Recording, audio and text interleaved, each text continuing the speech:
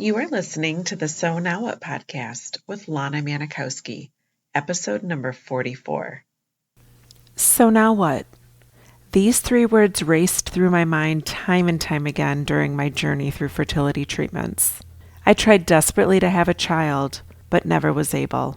I yearned for a community to join that could understand my struggles. I couldn't find one, so I created one with the So Now What podcast. I love that you found us. Welcome back to another episode of the So Now What podcast. I am so appreciative for the reviews that have been coming in on the podcast. I got one this week and I wanted to share it with you. It's from Kristen. She said, listening has helped me view my life as child-free instead of childless. Shifting my mindset helped me so much. I'm so glad to hear that. And as you know, I have a goal of 10,000 downloads of the podcast by September of this year. So the more ratings and reviews I get, the more likely it's going to be that people will come across the podcast when they're searching for ways to cope with their life after infertility, if they're searching for ways to love their life, if they can't become moms. And I so appreciate you taking time to give me a review and a rating of the podcast. If you go on and do one, please screenshot it and send it to me. And I will send you a Starbucks virtual gift card as a thank you for helping me in my mission of 10,000 downloads.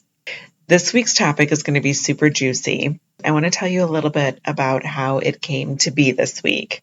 If you follow me on social media, you probably saw that I was recently interviewed on the Infertility and Me podcast. If you haven't listened to this podcast, it is such a good podcast. Monique is just brilliant and all her social media is awesome. She cracks me up.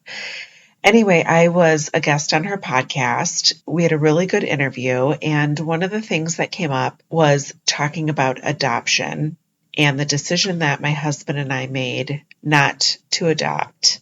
I got a lot of messages from listeners thanking me for talking about it. And so I thought it's a tough topic to talk about publicly. It leaves me vulnerable to people's judgments on whether they believe I should have adopted or I could have adopted, or if I was a better person if I adopted. I decided that me putting myself out there and sharing my opinion is so worth it. A, because I fully believe that I made the decision that was right for me, and my husband and I made the decision that was right for us as a couple. It's clearly something that haunts a lot of people, the decision not to adopt after you've gone through multiple rounds of IVF and you've always dreamed of being a mom. We all know that adoption is an option. I'll tell you for the 800,000th time, you can always adopt. How many times do we hear that? Talking about it on the Infertility and Me podcast, it clearly resonated with a lot of people that have been struggling with judging themselves for choosing not to adopt. This is something that comes up quite often with my students. And so I wanted to frame this week's podcast about why it is we don't adopt and why it's okay to make that decision for you. Because a lot of my students, and me included, carried shame for not adopting.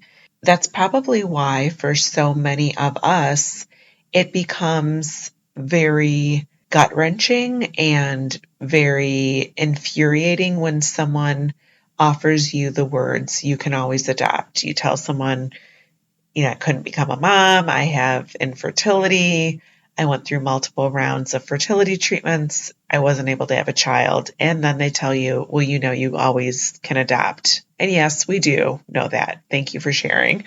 But it happens to be something that is really a huge trigger for many people. And we've come to realize that we can't control what comes out of people's mouths, but what we can control is what we're making their words mean about us. And so that's something that I've talked about on many of our episodes. But as it comes to adoption, many of us have a pain point about those words, and we spend a lot of time being offended by people saying that to us. And I'd love to talk today about why it is we might carry resentment for people saying that, and some of the things that most commonly come up when my students and I are working on handling triggers and words that people say.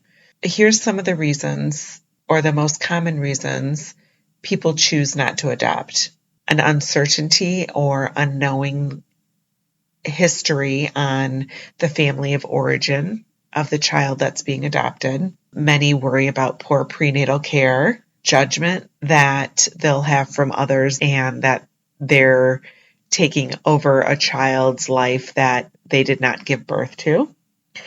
The child may grow up feeling unwanted. So a lot of people struggle with how they'll ever explain to a child that they were given up for adoption. And a lot of people worry, that's common that I have my students tell me, that they worry that they would never be able to let the child know how much they were truly loved, even though they weren't being raised by their biological parents. There's no guarantee that you'll actually be able to take a child home.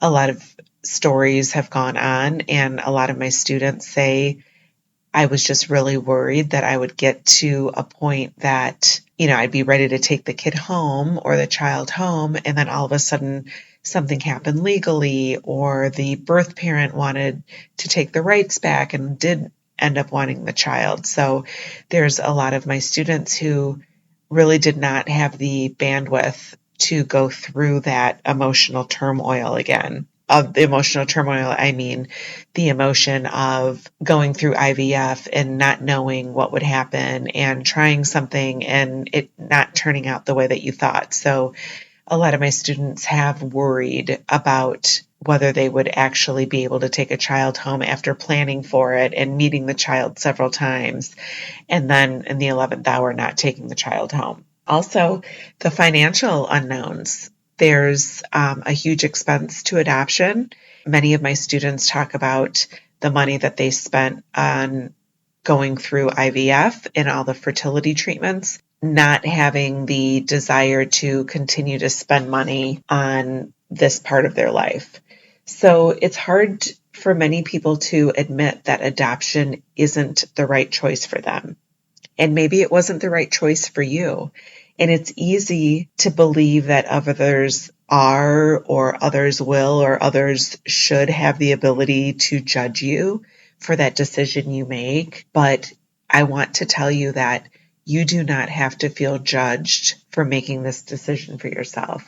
You don't need to apologize for your decision, and you are not selfish for choosing not to adopt. Many of my students have talked long and hard about feeling like they believe others view them as not wanting to have been a parent bad enough because they did not adopt. And so let's talk about how we can just drop that right here.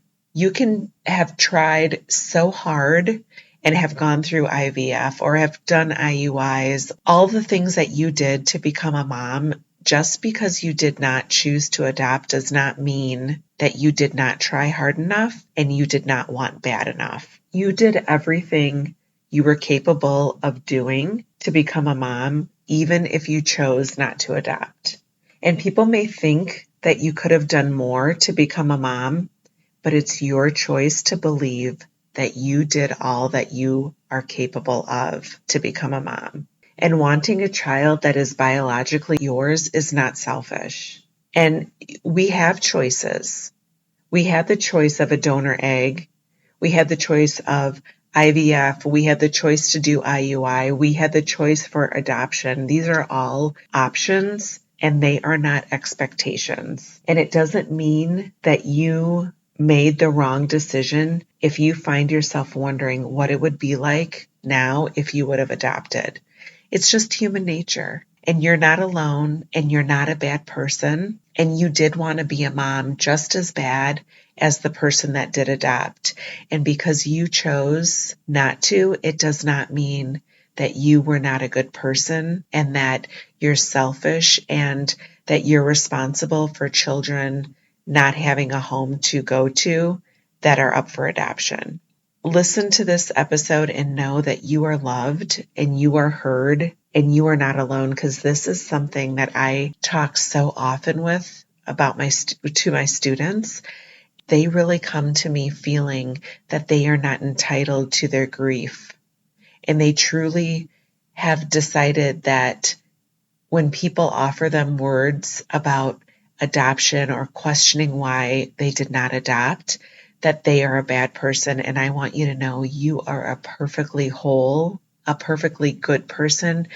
You did try hard enough, and you are entitled to feel proud of the road that you went on.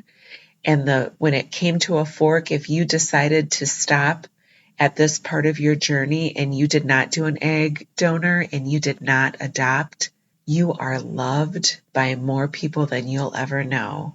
And I am so proud of you that you made a decision and you stuck to it because you knew what you had available to you emotionally, physically, financially, and that is all you need to know. So I love you. I'm proud of you, and know that you chose not to adopt, and that is okay. Have an awesome week, and remember, it is never too late to discover your meaning. I'll talk to you next week.